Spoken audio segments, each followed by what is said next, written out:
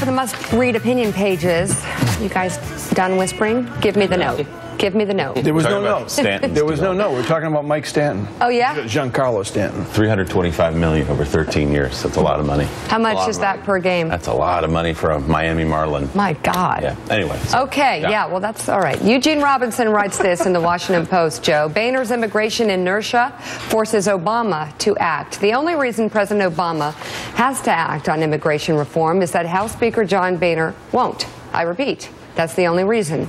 On June 27, 2013, the Senate passed a bipartisan comprehensive immigration reform bill by a 68-32 vote. Boehner refuses to bring it to the House floor, even though he knows it probably would pass. Most House Republicans vehemently oppose the Senate measure, which means the votes to approve it would come from Democrats and the few remaining GOP moderates. By doing the right thing, Boehner would incur the wrath of his own caucus. That's his problem, not President Obama's. Joe? Do you agree with that?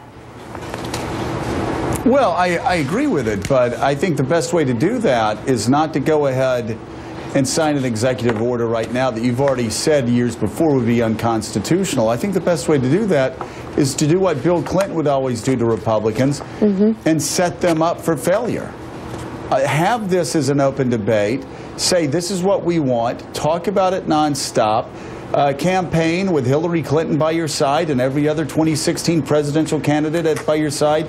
Every swing state where Hispanic voters are going to determine who perhaps may be the next president of the United States in a close race, and have that debate.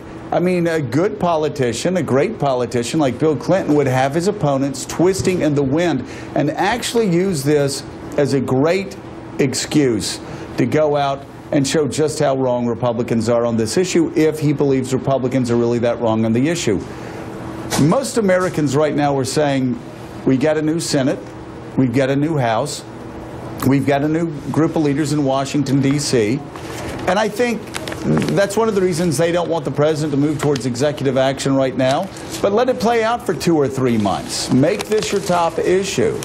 If you think you're right and Republicans are wrong, embarrass them. And there's no reason why he can't sign this in March or April. Give him one more chance in the new Congress. Because I think a lot of people, if you do this in a lame duck session with a stroke of a pen, a lot of people will say, wait a second, we just elected a new Congress. Why is the president rushing and doing this unilaterally?